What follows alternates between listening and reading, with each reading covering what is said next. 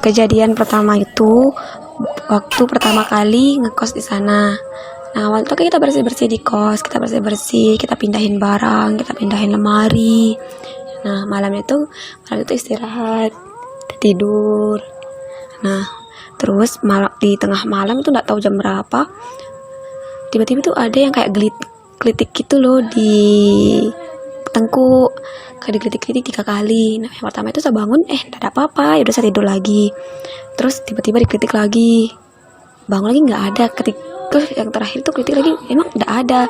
Tapi saya tidur, tapi penglihatan saya itu seorang wanita pakai baju putih. Itu penglihatan saya ya waktu digelitik itu.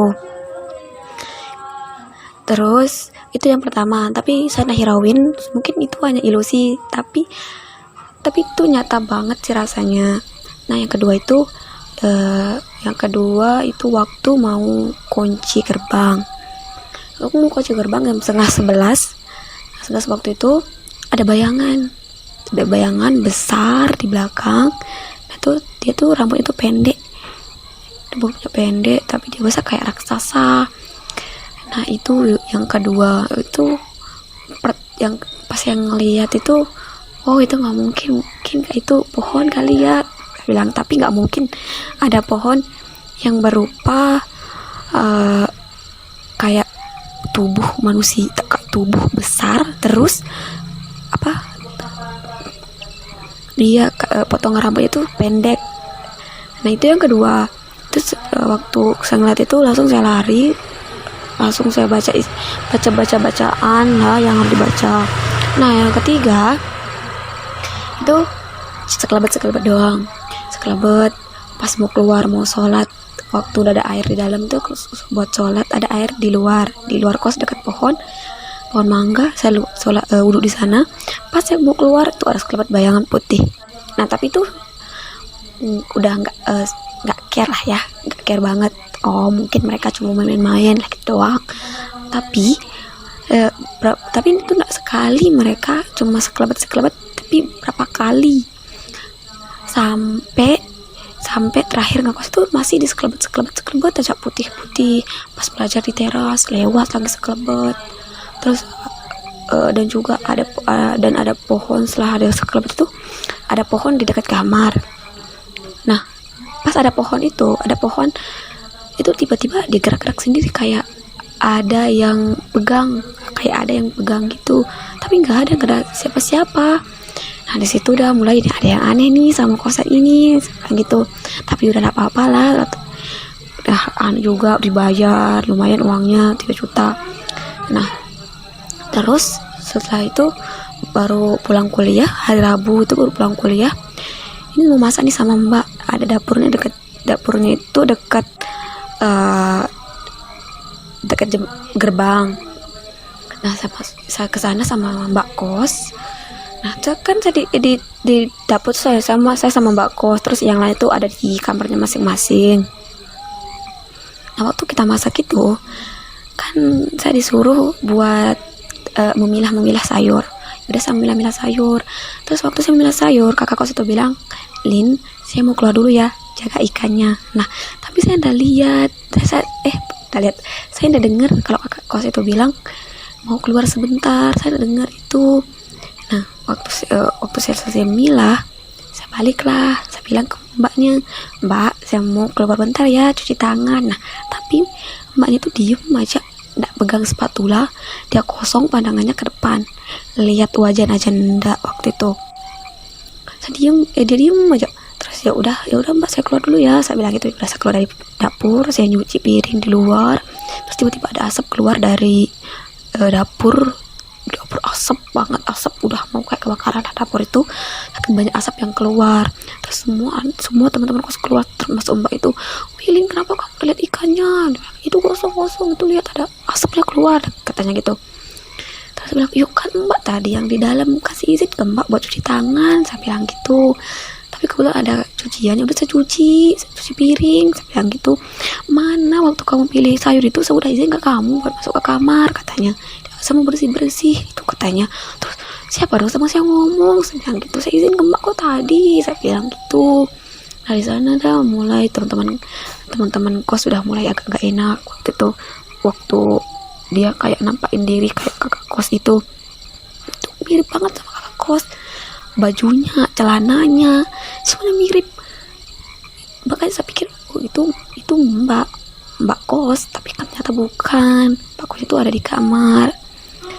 Itu yang paling merinding. Ada terus itu di waktu siang, bisa sendirian di kos,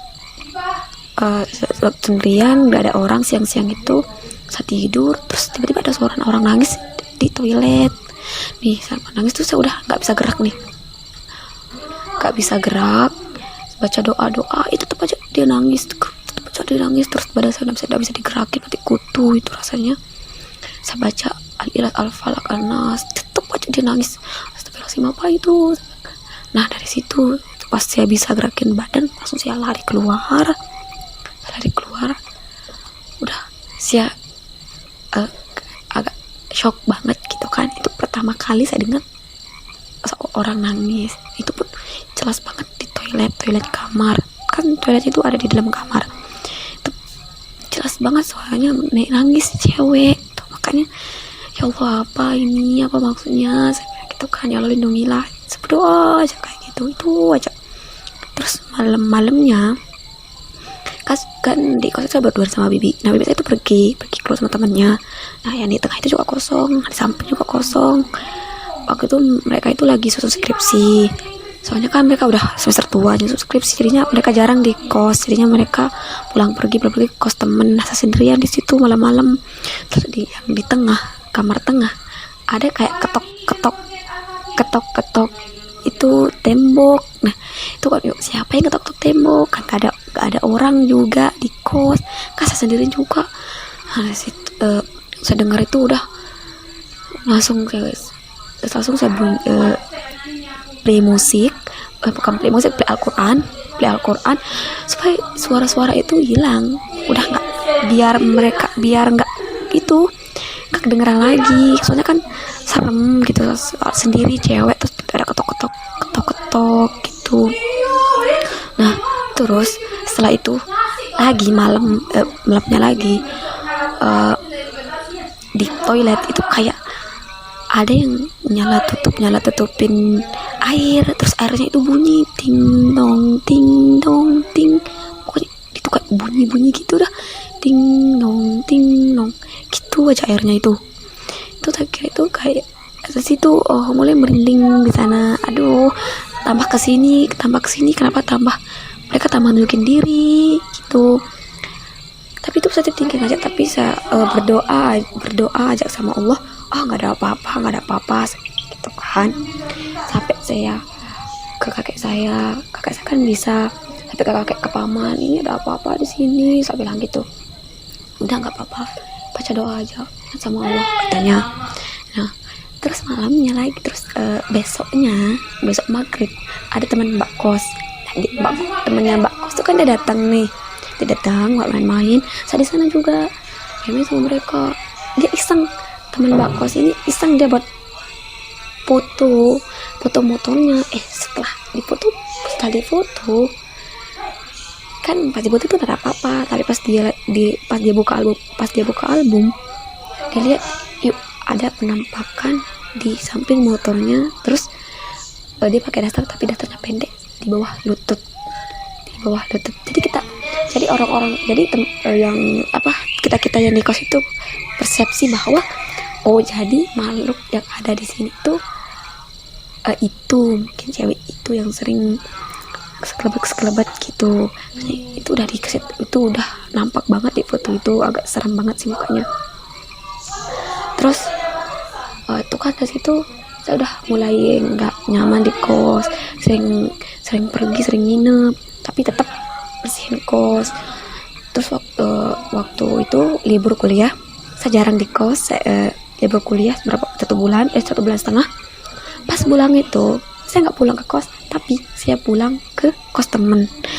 Nah waktu maghrib itu mbak kos bilang, Lin, saya mau balik ke kos ya, kamu balik ke kos juga. Nah saya balik ke kos. Waktu kan kakak kos tuh bilang dia mau balik ke kos. Nah saya balik ke kos itu. Nah saya bersihin dah kos itu, maghrib tuh saya bersihin, saya nyapu. Ternyata ada suara langkah orang berjalan di bawah pohon mangga. Nah ada merinding di sana. Udah saya denger jalan-jalan itu, sama masuk ke kamar, saya kunci. Terus kak kosnya bilang, maaf ya Lin, nggak bisa pulang katanya. Saya lagi ada banyak kerjaan nih, dia bilang, di kos temen, dia bilang kayak gitu. Makanya itu saya langsung siap-siap buat pergi lagi. Saya nggak mau di sana, nggak mau lama-lama di sana, soalnya itu kan suara orang kak jalan gitu.